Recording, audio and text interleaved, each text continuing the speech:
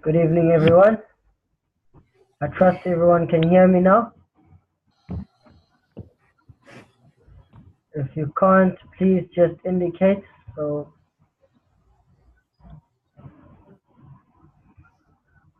okay, excellent. So everyone can hear me. That's great. So, apologies for the inconvenience. Let's just get the little formalities out the way. My name is Mtogo, and I am a mentor here at GFI based in Durban. So what we are going to be focusing on, since today is a Monday, we mainly focus on the little things on Monday. It's just your basics of your platform navigation, and then your basics in terms of your basics of analysis. All right. So what we're going to focus on is just on how you would navigate your platform, where to find where everything is, and of course, most important, that you become comfortable with navigating your platform by yourself. Okay, so okay, we think we have a question. Okay, Dogo, so my name is Msogo. Let's start it out.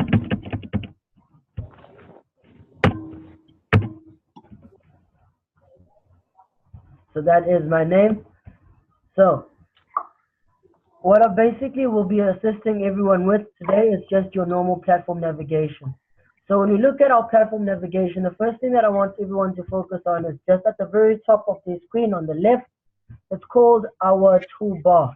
Now everything up here basically is what you will need in order for you to navigate your platform, analyze your market, and of course enter the trade. So everything that you will need on your platform is always going to be up on your toolbar.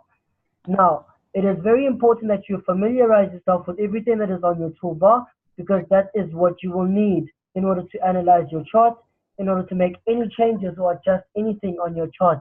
You will always be going up to your toolbar at the very top over here. All these icons over here are part of your toolbar. So the first tab that we're going to be looking at over here is going to be the File tab. Under the File tab, I want you to focus on two things, two options in particular. The very first one is going to be open an account, and the second is going to be log into trade account. For those that are opening their demo account for the very first time, if you're opening your demo account for the very first time, the option that you will need to go to is open an account. If you have perhaps blown the account that you had, whether it was a demo or a live account, you will need to open a new one. But if you had a live account and you blew it, you can just simply refund that account. But since you are using your demo account, what is important is that you familiarize yourself in terms of how you do open a demo account. Now, if I am going too fast, please do not hesitate to slow me down. If you have any questions, please feel free to ask, and I'll be happy to explain any questions in detail. So right now, if we're looking at this view on our screens right now, this preview window to be precise, we see that we have demo and we have real. To separate the two, this is your practicing account and this is your live account. Now, when you're opening a demo account, you'll simply need to click on next. You'll click on next again. Now, this part over here is where you'll confirm if you're using or updating any of your details. You can confirm on your deposits. You can even type in how much you are wanting to be starting with in terms of your deposit. The nice thing is that you can even start with an account of $10. And of course, you can confirm on your leverage. Now, once you are familiar and of course you click next, then that demo account will be open. There won't be a need for us to be opening a new demo account since we already have an existing demo account. The next tab that we're going to be looking at is called File. Same tab, but we're under File and we go to Login to Trade Account. Login to Trade Account is specifically for an existing account. So if you already have an account that is already active and you know all the details, whether it may be a live account or it may be a demo account, as long as you have the details, you will need to come into Login to Trade Account. Then you will need to put in your login details over here. You need to input your password over there, and you need to confirm and change the server. If the server is a live account server, you will need to go and click on Real. If it's a demo server, you will need to then go and click on Demo, just to make things easier, because it will not log in if you do not have the correct account, or if you do not connect to the correct server. It will simply say account invalid. It will simply say account invalid if you enter any details that are incorrect. The next thing that we're going to be looking at is view. But before we continue to view, is everybody comfortable with what we have covered under the File tab?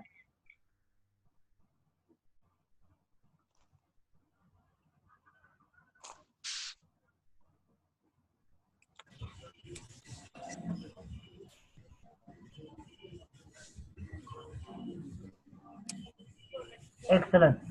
So a number of you have said yes. So let's continue. The next tab that we're going to be looking at is View. Under View, you want to make sure that you understand the next three items, in particular the first three actually. So we'll go through each one, and so I'll explain what is the importance of each one.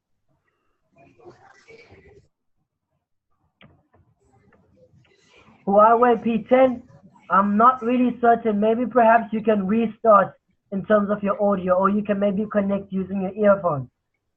I'm not certain, but I'm confident that a number of the individuals that are linked right now, they can hear me with in terms of the audio. All right. So now with the View tab, you can make a few changes. So as I mentioned in the beginning, that everything up here is part of your toolbar. So when you do need to make any changes on up here, you need to come to the toolbar section. So if, for an example, you're wanting to analyze the market, but you just cannot find your time frame.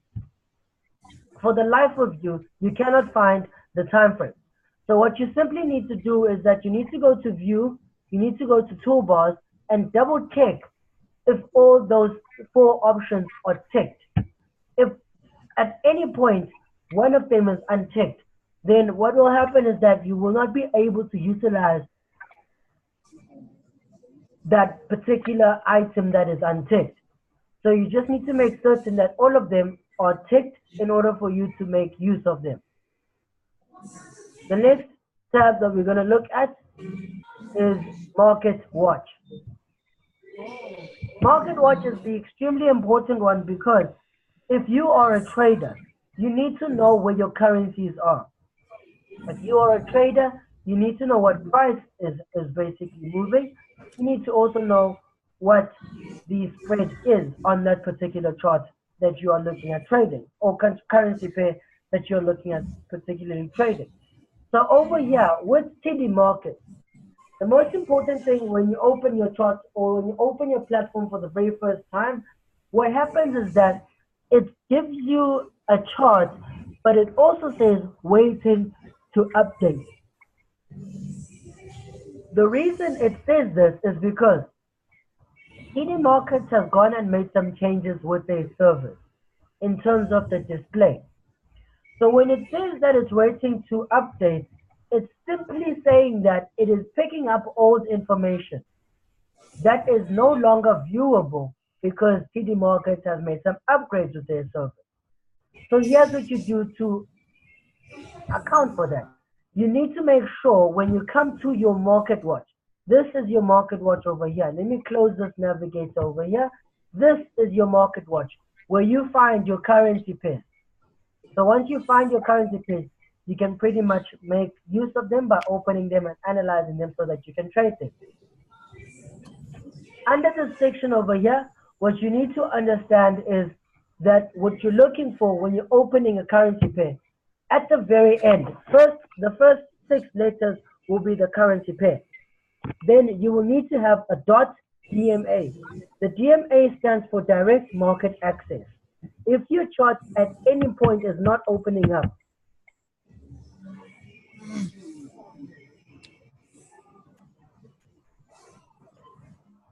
okay, Nompilo, what you need to do is, okay, firstly, your market watch is potentially open, like, okay, just give me a second. I'm going to try to give you an example. Just going to try to give you an example.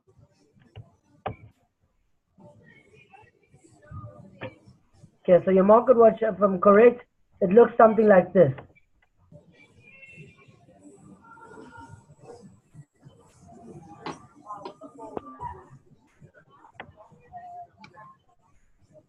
Just let me know if I'm on the same page so I can just assist you with this little query before we continue.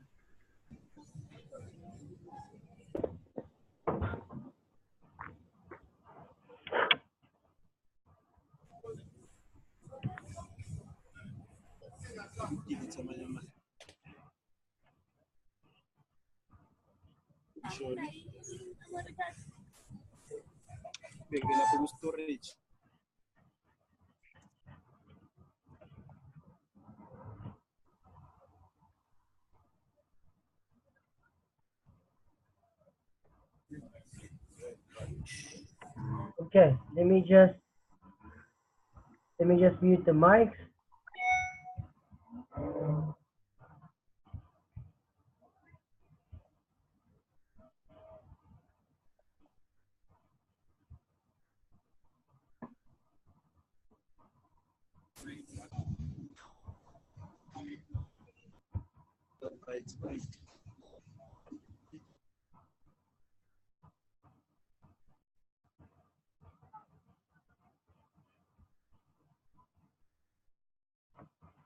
Okay, so here's what you need to do, Nombil. Basically, just grab it like I am doing right now. So what you need to do is left click once, and then it'll be active like that. So then you just need to drag it all the way to the left hand side, and then you need to just slightly extend it, like I am doing right now. And then double tap it to activate it to open like I just did it now. I hope that makes sense. So you just need to double tap, drag it. So you click and hold on the left hand side, and then you just drag it to the right, like so, to have it stuck on the side. Now, as I was saying, what you need to focus on when you're opening your market watch is that firstly, you're looking at the first 6 letters. That will be the currency pair. Then you'll have a dot, and then you'll have that DMA at the end.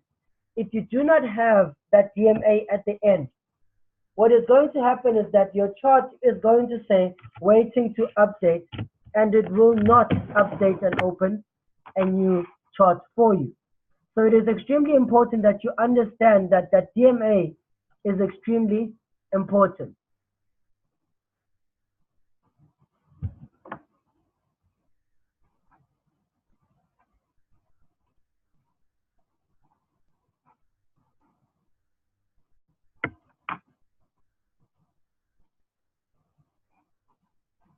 Okay, so the next thing that we're going to look at in terms of your market watch, we're going to make sure that in terms of the time, just make certain what time the broker is using.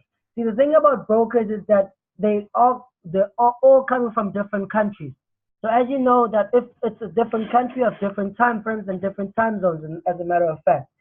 So when you're looking at your market watch, it should contain the correct time that the broker is using. Okay, so for an example, TD market used to be an hour ahead, but in terms of price was the same. So just make certain that the time that you're using, it is the correct one with whatever broker that you're using, and just double check in terms of the price itself. Then when we close our market watch, we're just going to open and look at Navigator. Navigator is going to keep all your information in terms of your account, with whatever accounts that you might have on your platform. It'll just make certain that it keeps all that information so that you can jump easier on your profile to log in and out of your account. Simply just by clicking on the account that you want to log into and double clicking to log into that account. That is your Navigator. It helps you to navigate through the different accounts that you might have. Under Terminal, what you will find is that under your terminal is where you will have all the active trades that you have running, and of course all the trades that have not been triggered yet that are still pending in terms of your different market execution.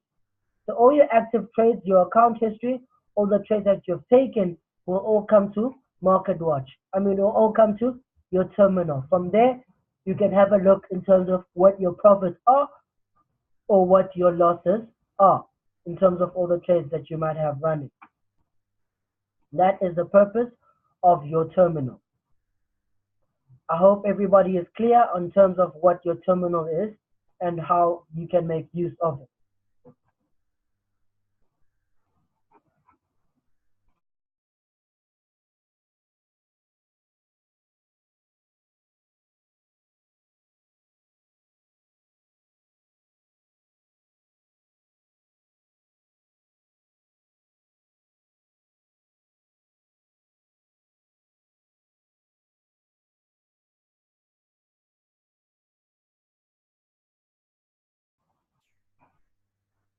Okay, so I'm assuming that since nobody is responding, everybody is understanding what the terminal is for, as well as to your market watch and all the other tabs that we have covered.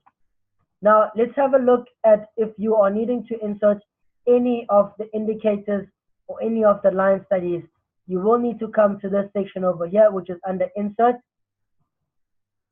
So under Insert, you simply need to go to whatever indicator that you want, whether it be oscillators. You'll have your oscillators under oscillators, MACD, stochastic, and of course your relative strength index in terms of your oscillators. Then if you're needing to add any lines, horizontal, your trend line, your vertical lines, they're all underlined. Your Fibonacci retracement, all there, your arrows, all there, and of course your text and labels are all there. Now that's all under Insert right there. Insert it, you just simply need to go and click it and then drop it on whatever chart you have open. So there, and there I've just dropped it. Now I just want to quickly go back to Market Watch. The reason why I want to go back to Market Watch is I want to cover in terms of how you open a chart and how you close a chart. So right now, what I've done is I've clicked on the Market Watch. I've also clicked on the currency pair that I want to open. The next thing that I'm going to do is that I'm going to open this chart so that we can analyze and look at this chart. The chart that we've just highlighted is the Euro odd, which is the European currency versus the Australian dollar. Now, if I right click once, that is what is going to happen. Then if I right click and I come down to chart window, then I am now opening a new chart, like so. So since I've opened a new chart, It is now easier for me to look at the price, and of course I can now analyze in terms of what I'm looking at on the chart itself. Extremely important that you understand how you open a chart and how you close a chart. When you close it, you simply go down to that chart, right click, and then you click on close. Opening it, right click once, chart window, then that chart window is now open for you to now start using and analyzing on that chart itself. How you close it, you simply go down, right click once, close. All closed now. No need for you to worry in terms of how you're going to be closing your chart. Then to close your market watch, you simply go to the top and you click that cross on that far right, and boom, you are done. Now, if you come down to charts, we understand that we have three types of charts. If you didn't, you're learning that now. We have three types of charts in terms of the charts that we analyze in the market. First chart that we had back in the day was the line chart. The line chart was a bit tricky because when you opened in terms of your trading, you only see opening prices and closing prices, which was nice, but we generally didn't get a clear picture in terms of where to get in and where to potentially get out in the market. So what they came up with then after was the bar chart. Japanese came up with the bar chart. The bar chart was mainly used for trading. Since everybody knows that the Japanese, the Chinese love rice, so what they used it for was basically to trade in point with what they were with whatever they were selling. So if they were selling rice, they would basically use that to keep their records in terms of how high the price got the previous day and how low the price got the previous day, just so that they can keep track in terms of whether the market, in terms of the demand, if it's high or if the demand is extremely low. That was how they could keep track. Now, this modern day, we're using the Japanese candlesticks. The candlesticks have a slightly easier way of interpreting information, easier for us to analyze, and of course, there's some history behind it. Now, when we're looking at charts over here, we have all those charts. We have your bar chart, candlestick chart, line chart. Those are the three charts that you will have. As you go down, you have your grid, you have your volume, you have your auto scroll, your chart shift.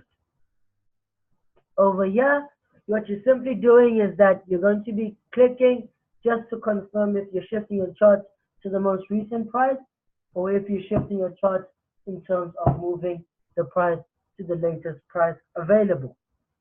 Hope everybody is understanding what I am mentioning regarding the different charts and of course your chart shift and your auto scroll. Lovely. So what we'll now need to do is we'll move forward and we'll go to tools. Okay, so there's no need for us to go to tools. So just the icons, zoom in, zoom out, very simple stuff. Some more questions. Okay, so yeah, what we will cover is how you can make changes to your candlesticks and how you can make changes to your chart itself.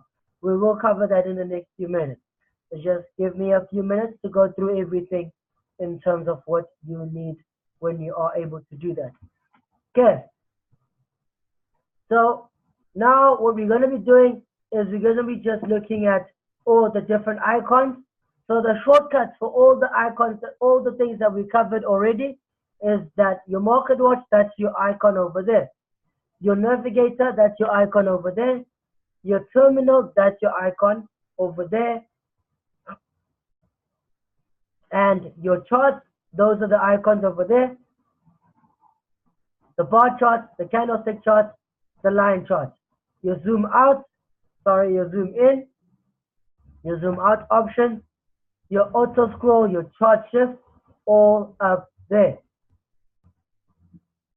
Line studies, You have your cursor over there.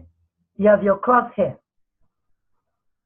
Your crosshair, we use it to measure in terms of movement of price. That is now, when we're talking about movement of price, we're talking about pips. Pips stands for percentage in point. That is the smallest way that we can measure movement of price in the forex market. We measure it by points, or as some call it, pips. In this particular point, if I take my crosshair at the very top over there, I click, it's automatically there. Now, to measure from this point over here to come back down, from this point over here to come to this point over here, what we'll do is we'll go from there, then we'll come down here. Does everybody see that we have 3 sets of numbers on my crosshair?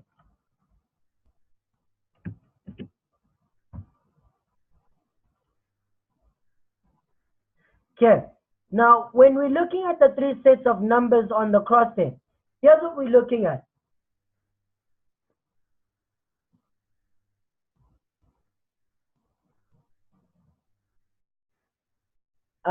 Pindile, that is correct, which is why we also recommend you trading on your laptop, not on your cell phone. Cell phone, you mainly use it just to monitor your running trades if you're on the move. So just in terms of your analysis, you want to get the real big thing, which is your monitor or your laptop.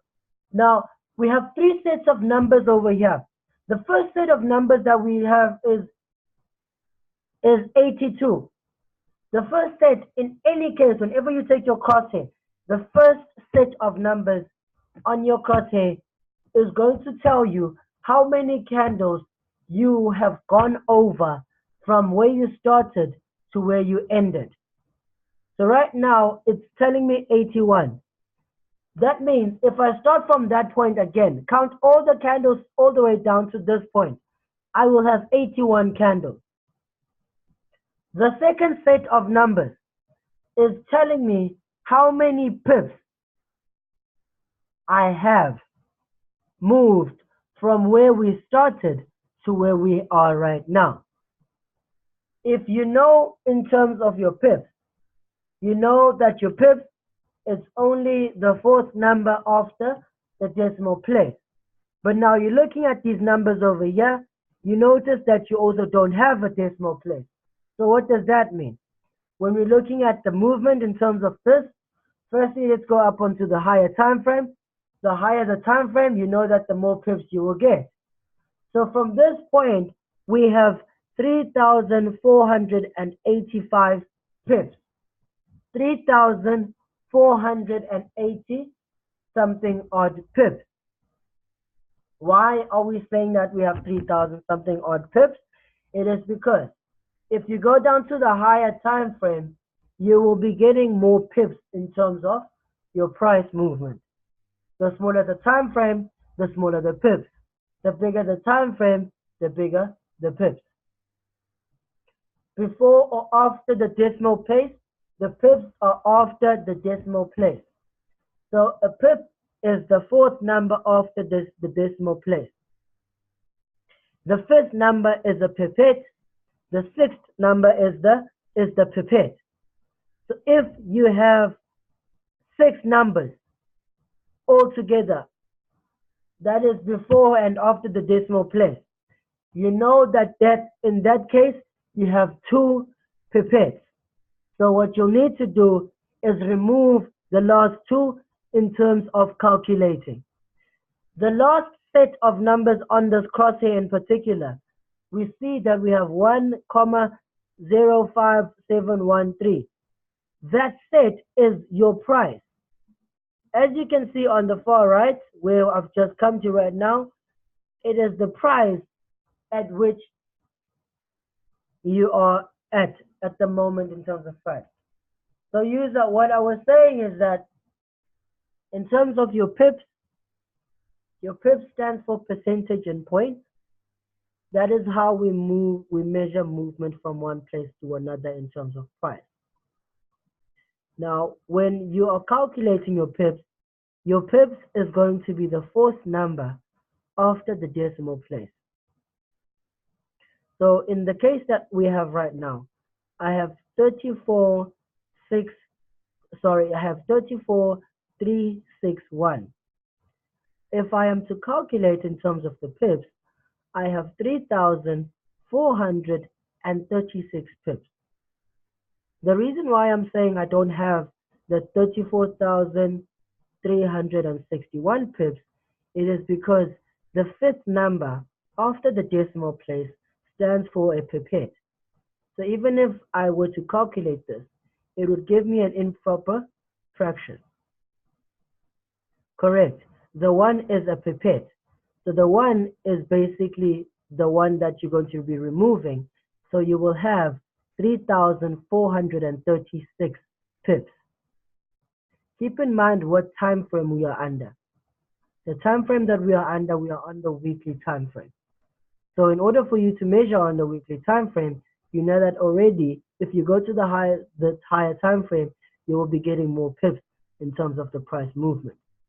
So that is why we mainly focus on the bigger time frame when we are taking our trades, because we are value investors. We're looking at the bigger picture, not the little tiny movement in terms of price under the 1 hour time frame. Hope everybody understood that.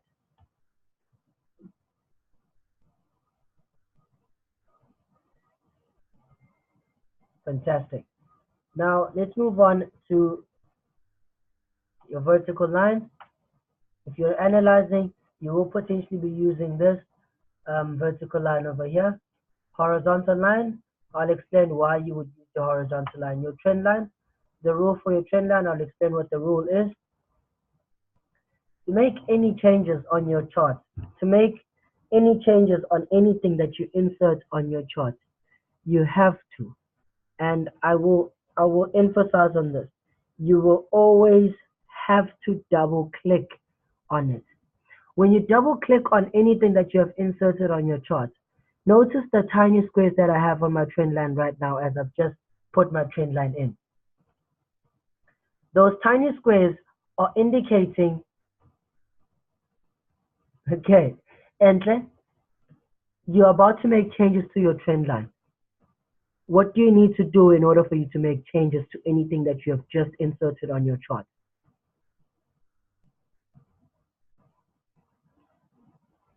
Fantastic, you've got it. So now, double click for me. Then the next thing that I want you to have a look at, I want you to look for those tiny squares on your trend line itself.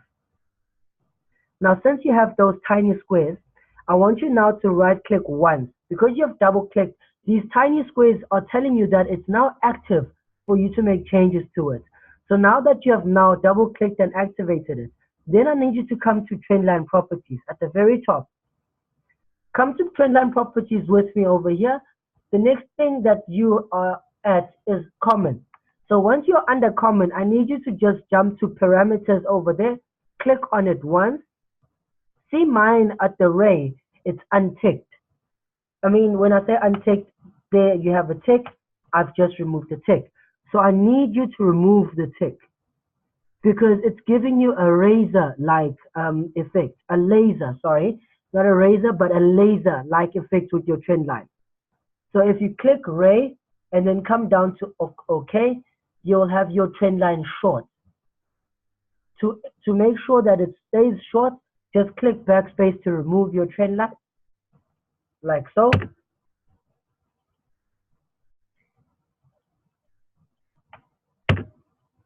So I've just double clicked it and I click backspace. My trend line is now gone. So I enter my trend line again. I double click to activate it. Trend line properties. Once I'm under parameters, I click on ray. Your trend line was looking like that right now. That's why you said your trend line is too long. So double click on it. Right click once, trend line properties. At the top, then untick the ray. You should be fine. If you have gotten to that part, just confirm with me before we continue.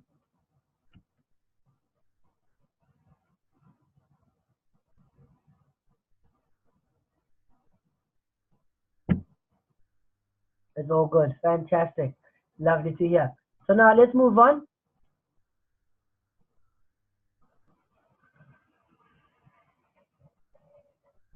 I can't play repeat, but I can tell you what I mentioned, Z.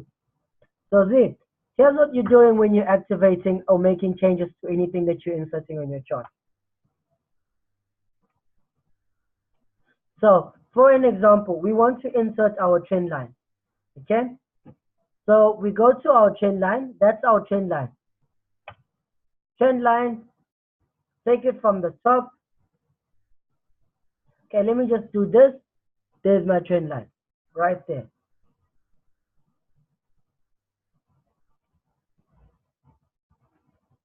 Okay, so since I have my trend line right there, I now double click on my trend line.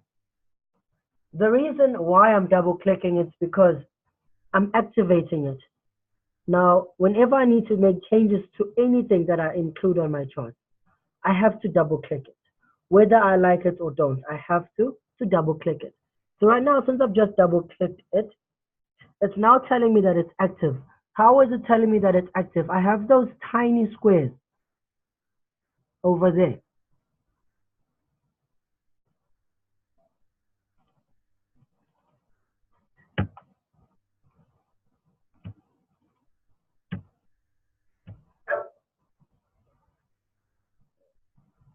Okay, I wasn't actually intending on doing that. It's not even my account. Forgive me. Okay, so here's what I was basically trying to show everyone. Is those tiny squares that we get at the end. Those are the tiny squares that we're looking for when we're making changes.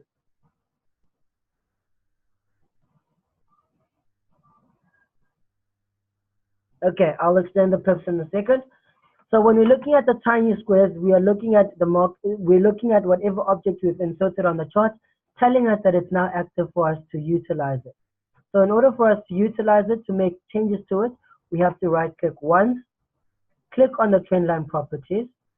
It will come here first before it goes anywhere. So once it's here, you want to just click on parameters. Under parameters, you'll want to untick on the ray and then click on OK.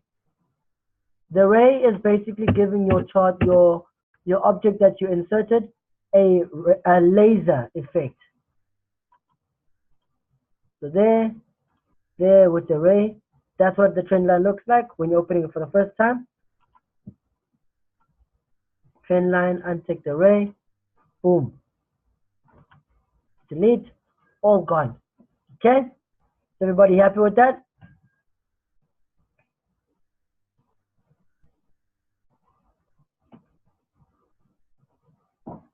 Fantastic. So let's just quickly cover the pips again. Okay, so let's go back to the pips very quickly before we move forward and make changes to our chart. So the pips basically stand for percentage and point. So if you have price on the right over here. Okay, that's your price. Now, in order for us to measure how much we have moved from this point to that point, or from that point to this point, we need to have a way of measuring it. Just like how you would measure distance. You measure it in meters, kilometers, all those things. In Forex, not in Forex in particular, but when we come into the financials, we measure the movement in points. Okay? So when we're calculating, when you're looking at price in particular, we're always going to be looking at what happens after the comma. So if we're looking at, for an example, the Euro USD. Euro USD, in order to buy a Euro USD pair right now, you need to have that amount of money in order for you to buy it. So when you talk about pips, what we are talking about is that fourth number after the decimal place. So what I mean by decimal place, I mean after the comma, I want you to count 4 numbers for me. So right now I have 1, 2, 3, 0, 3, 9, 8, because the price keeps moving up and down. But the bottom line is that after the comma, we're going to have 5, numbers. Some pairs, in particular, the Japanese yen, it does not have cents. It does not have cents. So what I mean by that is it comes with two pipettes.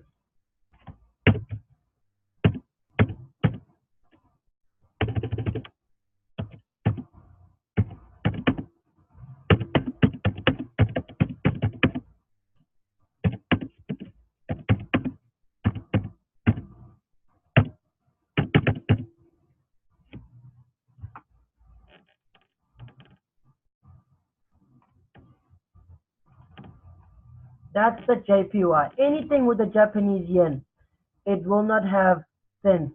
The Japanese yen itself as a currency does not have any cents. So it comes with two pipettes. So here's what I mean. Let's have a look at the odd JPY. Okay, wrong example. Here we are. So you notice that we have 6 numbers over here. We have 6 numbers. And the rule is that it's 4 numbers after the comma, correct?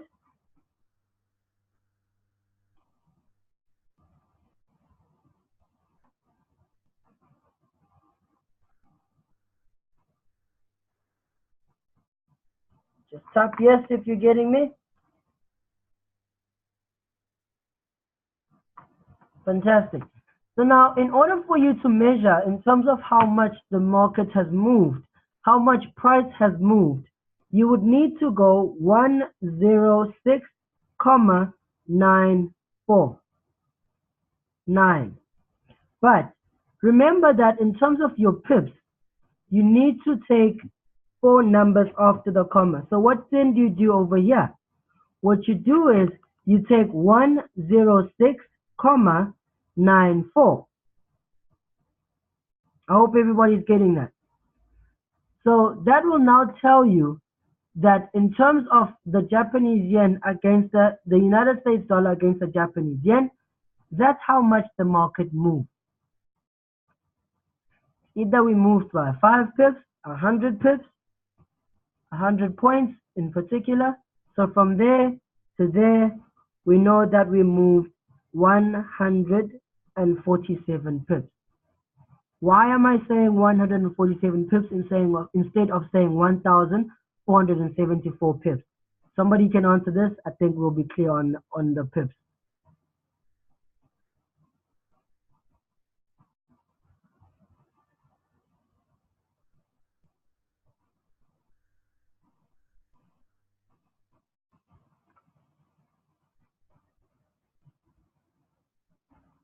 Fantastic. Zamogusha, thank you. Zamogwaki, sorry. Thank you. So 147 is the pips, and the last number is a pipette. So whenever you're looking at your price, when you're using, keep in mind that we're on the smaller time frame. We're under the 1 hour time frame. All right. So if we're on the 1 hour time frame, we already know that we're not going to get that much movement in terms of price. But the higher we go in terms of price movement, in terms of analysis, the more pips we will get. Correct. Correct. So I think everybody's clear in terms of what a pipette is and what a pip is. So now that we've understood in terms of what a pip is, double bottom, sorry. Okay, so now that we know,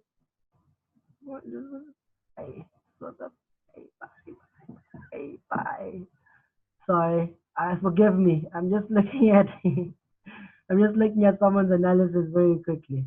You'll get to this point later on. Okay, so I think we've covered in terms of what your icons can be for and how you can make use of them. If you have any questions, let's cover them before we make changes to our charts very quickly. Any questions?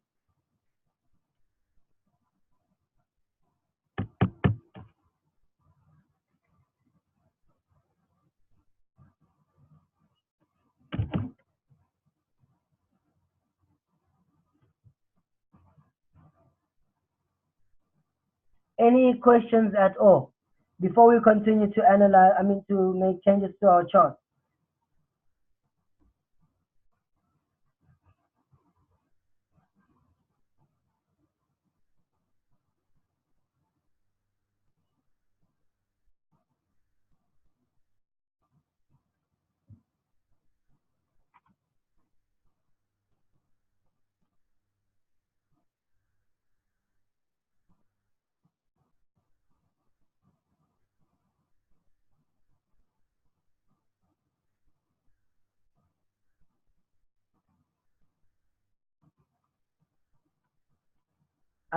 Andre, how do you make what? How do you highlight the air? How do you highlight an area?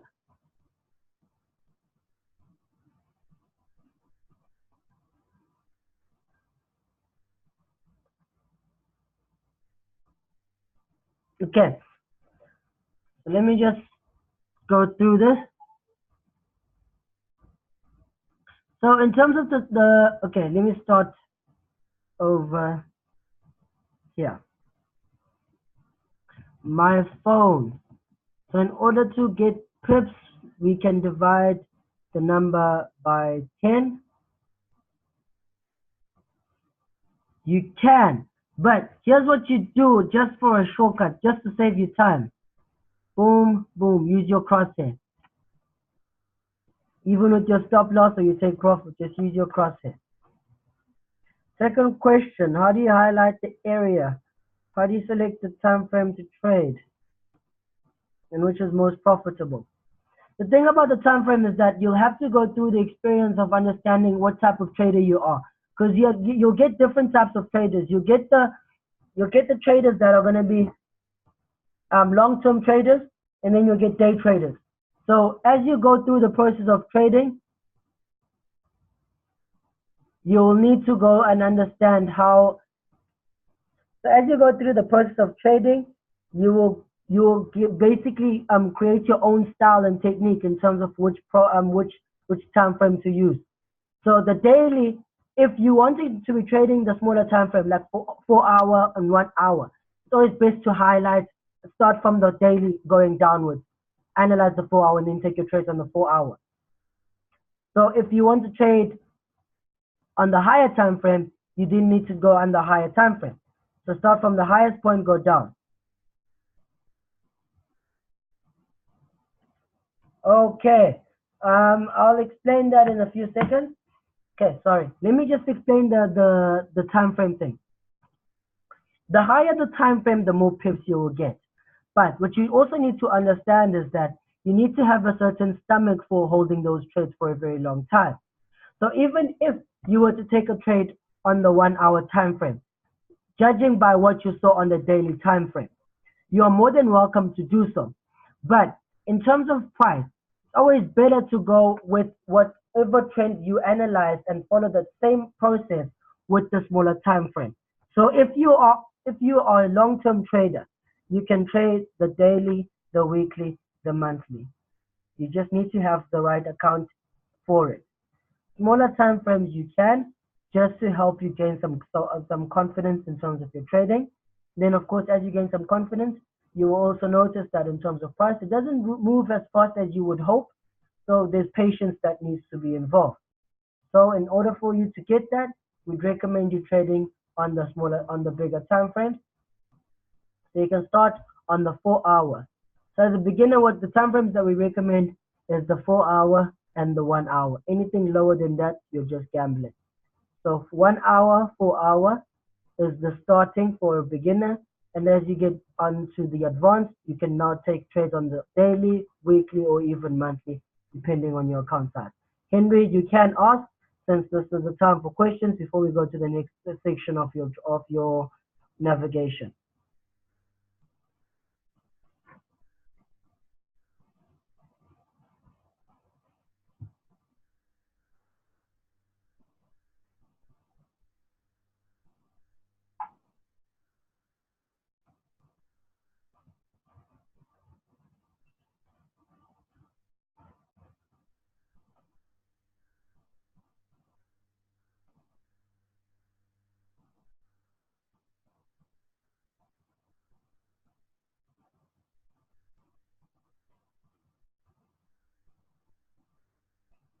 Okay. So Henry, the question was, do we use small or large time frame when we analyze?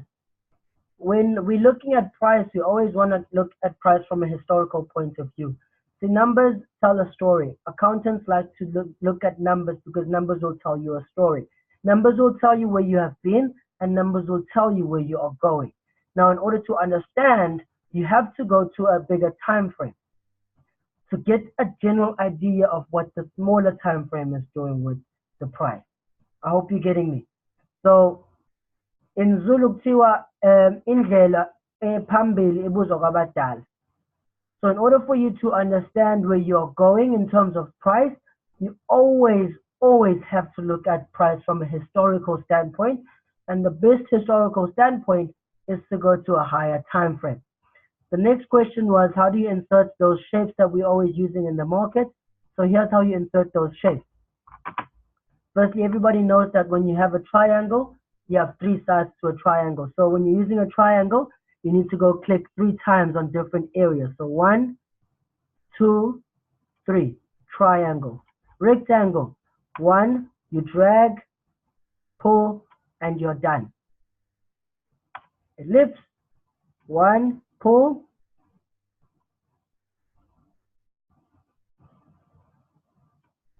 double click, activation, pull, you are done. Double click activation to make changes, you are done. Rectangle, double click to make changes, you are done. I hope everybody got that. If not, let me repeat it. Shapes, you know that your triangle has 3 shapes, actually 3 sides.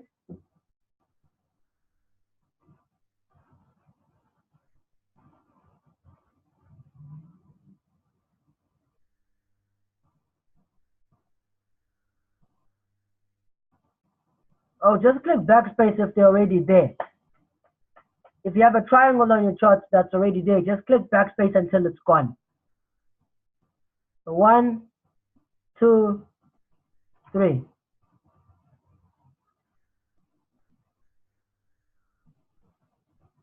Oh, please do not ask questions like that. You're gonna scare everyone away. I'm joking. We mainly deal with the fib retracements on Tuesday. So user, please come in on a Tuesday class. We'll explain what a fib retracement is. Because on a Monday, we just cover your platform navigation. Because if I start explaining, everybody's now going to be curious in terms of what that is. So let's cover that on a Tuesday class. So in terms of shapes, I hope everybody is clean and understands. Drag, drop, ellipse, pull, double click to activate, pull, move it, you are done. Okay, let's make changes to our chart very quickly. Right click once for me on your chart. How do you do the butterfly? Don't do that. Don't do that. You're killing my people here.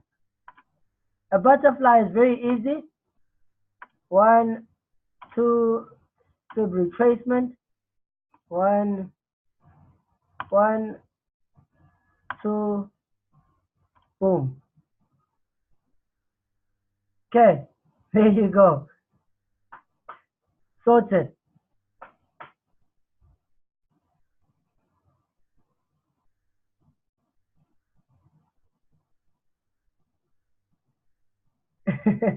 You see what I mean? Now I'm being asked what that is. So don't worry about it. Once you get to a Tuesday class, you will see what we deal with on a Tuesday class and Wednesday class. But that's just a pattern.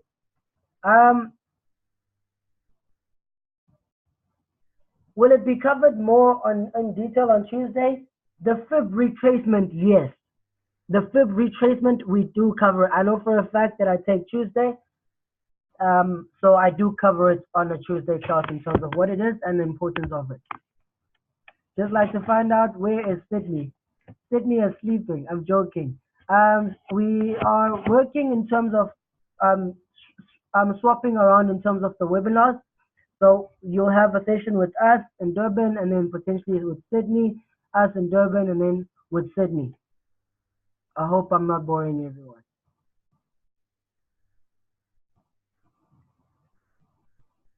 Whoa.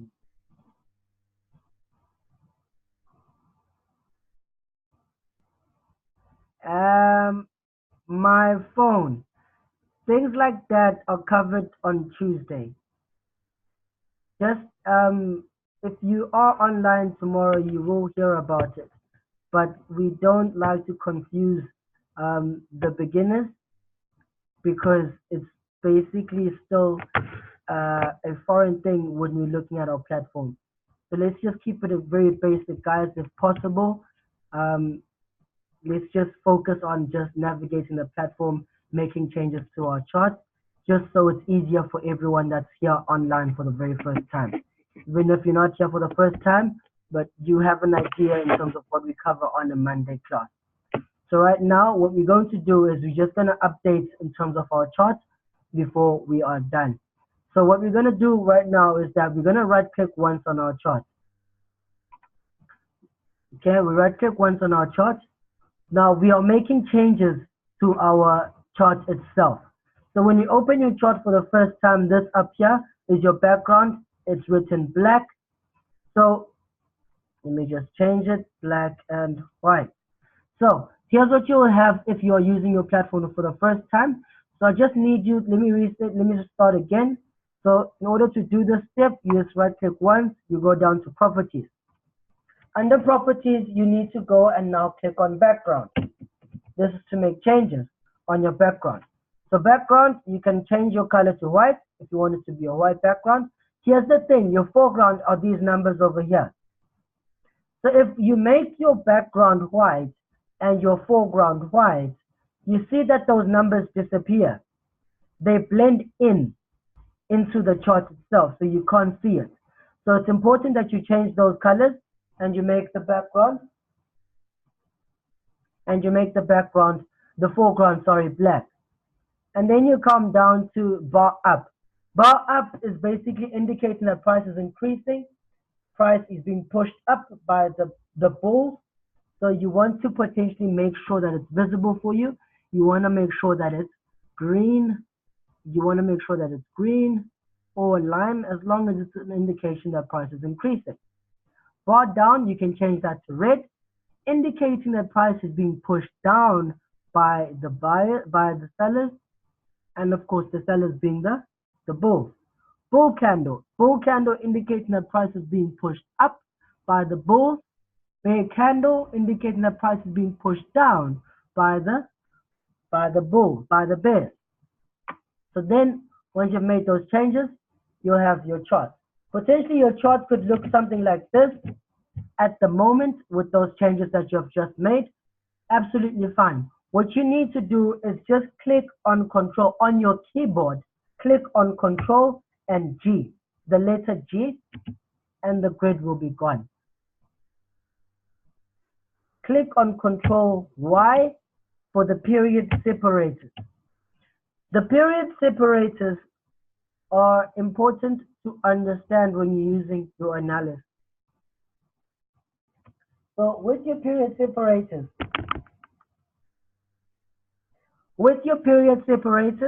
what you want to look at is this basically is separating the trading day.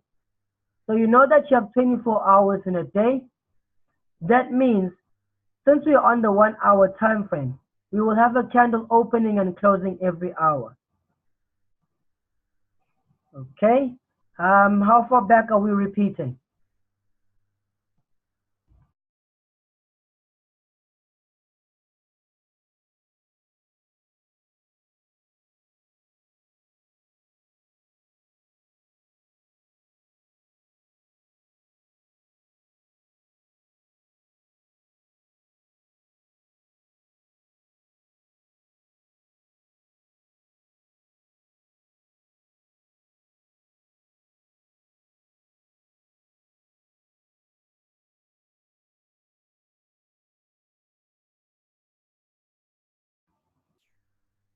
You have it already. Yeah, to remove the grid, it's simply click on Control G. So grid, control G, control Y, that's for the period separated.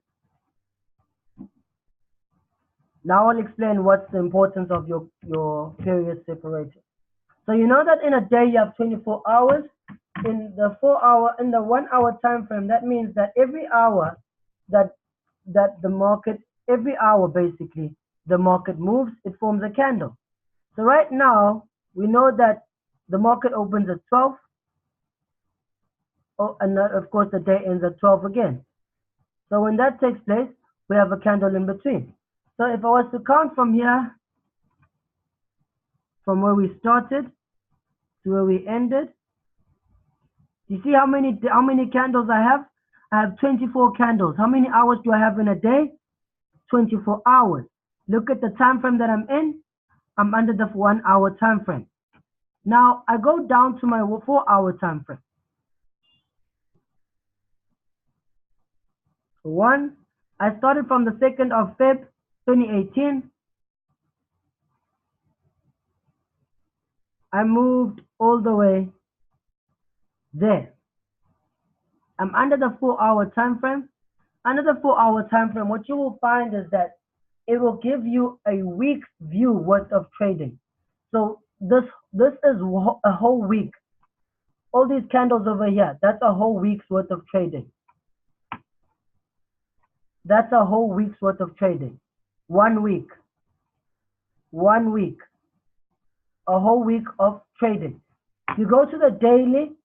On the daily time frame, you get a month view of trading. So from there to there, that's 1 month. From there to there, that's 1 month. I hope everybody's getting me in terms of what I'm trying to say with the period separated. So you have a whole month's worth of trading, a whole month's worth of trading, a whole week's worth of trading, a whole day's worth of trading.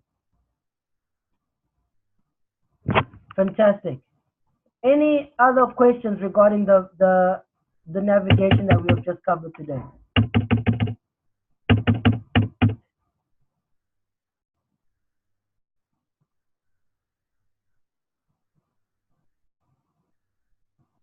Any other questions?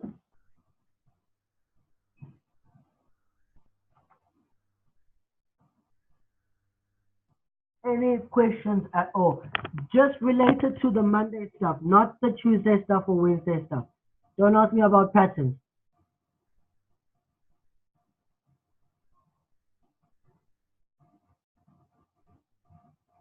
Okay, endless. When you scroll, it bounces back.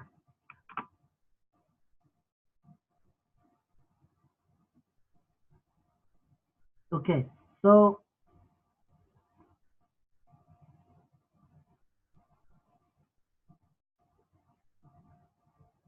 let's look at this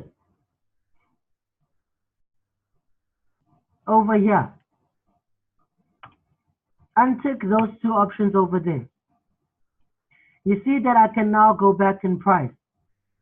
Look at the dates over here at the bottom. I can go back in terms of price. But if I click on this, it's shifting to the latest price over here. If I click on this, this is what happens. 1, 2, 3, 4. You see what happens? It just keeps bouncing back. Because I have both ticked. So I untick one.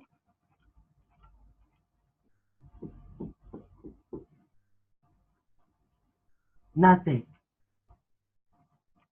Tick the other. There's movement. I hope you're getting what you need to do. Okay. Next thing. The next question was, would the little squares on the chart make any difference on our analysis if we don't remove the grid? Not exactly, no. Just think of your grid as, because there's like some shapes in the market, there's patterns in the market, so you can use your grid as a reference if you want, but we don't really need it. So simpler, cleaner chart. That's the type of thing we're looking for. Okay, so what's the period for weekly and monthly? Here's the thing. like I mentioned, if you're on the daily, it takes a day for a candle to close. So if we're on the weekly time frame, what do you think happens with the candle? How long do you think a candle takes for it to close on the weekly time frame?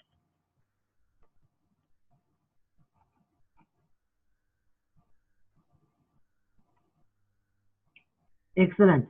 So it takes a week for a candle to close. So if we're looking at this whole section over here,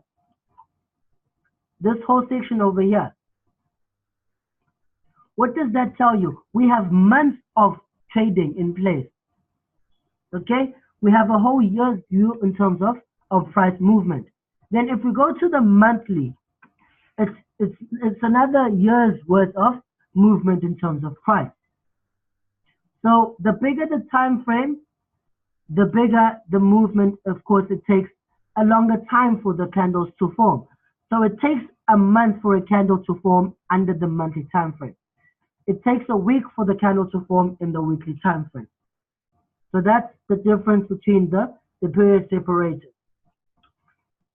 We'll get into your analysis on a Tuesday, the basics of your analysis, but that's just what you cover in terms of your period separators, your platform navigation. All right, I just want to go back quickly. Will you explain leverage and lot size? Have they got any significance together? Okay, so in order for you okay, user, do me a favor. If you can go back to your notes, and just have a look at what your leverage is and what your lot size is. So I'll just give you a brief explanation, a very short one before we close. So your leverage is basically whatever you have deposited, it gets multiplied by the broker. It gets amplified by the broker. So say for an example, you have deposited $100. If you have the leverage of 1:500, that simply means that $100 that you had, when you take a trade, it's not $100. It's $100 times 500. That is now going to be what you are going to be taking in terms of your position. Because with your $100, you cannot trade a currency pair that costs so much. So in order for you to stand a chance, your broker gives you a loan. Like if you would go to a bank, you would apply for a loan, for a home loan. In order to qualify for one, you need to have a deposit. A deposit would be a minimum of $300,000 before they even give you a loan of 1.5. So that is what we call your margin. Your margin is what is basically needed by a broker.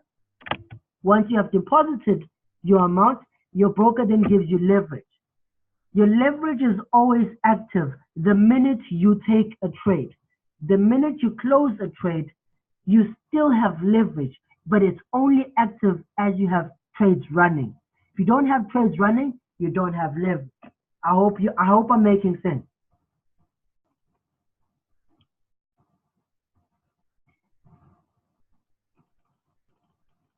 Okay, just to clarify in terms of your lot size. Now, the volume is basically measured like this. If you say, for an example, 30 cents, okay, you know that 30 cents is not really worth much. But if you include the leverage, what you are saying is 30 cents times 500. So then you get a round figure in terms of how much you are going to be moving per pip, per point, as the market is moving. So that's the significance of understanding your leverage. The market moves, but each time the market is moving, you need to know how much you are taking in terms of the market as it's moving. I hope I have answered your question.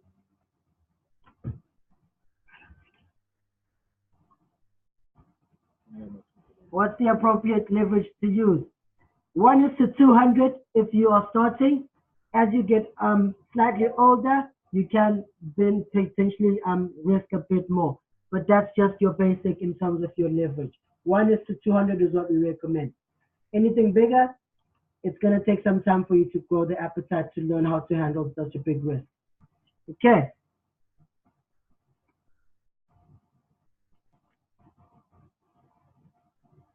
Anything, basically anything above 1,000 is what I would recommend. Not to say that if you have a $200 account, you don't stand a chance, but I recommend anything over 1,000. So 0.01, again, times that by 500.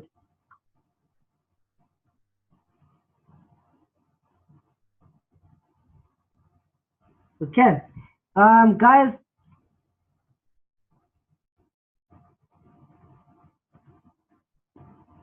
how much is the minimum deposit recommended?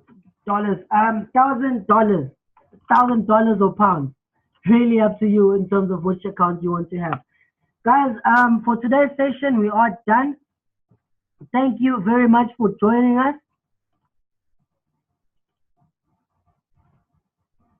So there you go. If it's 0.01, you're looking at 500 per pip.